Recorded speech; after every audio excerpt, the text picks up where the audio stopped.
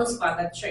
કમોસમી વરસાદ અને વાવાઝોડાના કારણે ખેડૂતોનો મહા મહેનતે તૈયાર કરેલ પાક જમીનદોસ્ત થતા વાઘોડિયાના વ્યારા ગામના ખેડૂતોએ સરકાર નુકસાની સહાય ચૂકવે તેવી માંગ કરી છે। વાઘોડિયાના અનેક વિસ્તારોમાં કમોસમી વરસાદ અને વાવાઝોડાના કારણે ડાંગર, કપાસ, મકાઈ, બાજરી, કેળ અને કેરી જેવા પાકોને મોટા પાયે નુકસાન પહોંચ્યું છે। ખેડૂતોએ મહા મહેનતે તૈયાર કરેલ કોળીઓ મોઢા સુધી આવતા કુદરતી વાવાઝોડાએ છીનવી લીધું છે, જેના કારણે ધરતીના તાતની સ્થિતિ દયનીય બની છે। દેવાના બોજા નીચે દબાયેલા ખેડૂતની આર્થિક સ્થિતિ કફોડી બનતા સરકાર નુકસાનીની સહાય ચૂકવે તેવી માંગ કરી છે।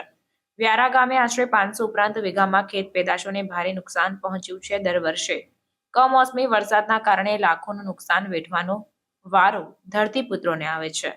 કૃષિ મંત્રી રાઘવજીએ તમામ ખેતીવાડી અધિકારીઓને તાત્કાલિક નુકસાનીનો સર્વે કરવા સૂચના આપી છે, ત્યારે વહેલામાં વહેલી તકે નુકસાનીનો સર્વે કરી સહાય ચૂકવવામાં આવે તેની રાહ ખેડૂતો જોઈ રહ્યા છે।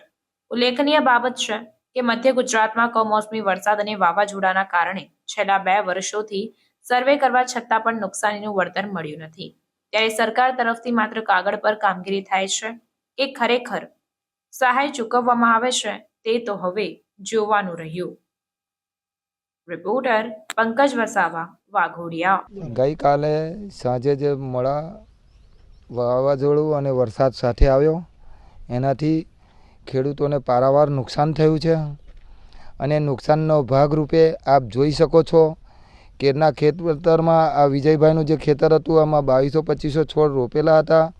એનો અત્યારે માલ તૈયાર હતો। તૈયાર માલની અંદર આજે 800થી 900 છોડ આજે ભાગી ગયા છે કે જેને 1 રૂપિયો પણ વળતર આવે નહીં એવી ખરાબ કરી કન્ડિશન છે અને આવી લગભગ લાખ થી 1.5 લાખ રૂપિયા જેવું માતબર રકમ જેવું મોટું નુકસાન થયું છે।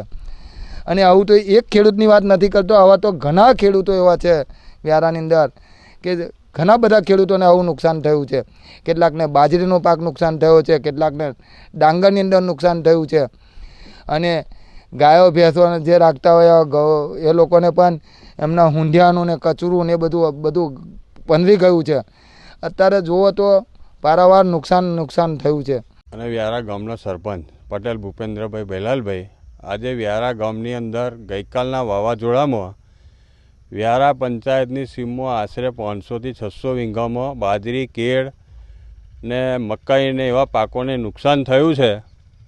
તો સરકારશ્રીને આવા ખેડૂતોને અમારી રજૂઆત છે કે એ લોકોને સહાય મળે અને એમને એમની રોજગારી કે એમને નુકસાન થયું છે એ તાત્કાલિક મળે અને એમનો સર્વે થાય તો ખેડૂતોને કંઈક રાહત મળે, કેમ કે દરેક વખતે દરેક ઉનાળાની અંદર આ રીતના નુકસાન થતા જાય છે અને અનેક વાર રજૂઆતો કરેલી છે પણ કોઈ અધિકારી અહીં જોવા આવતો નથી।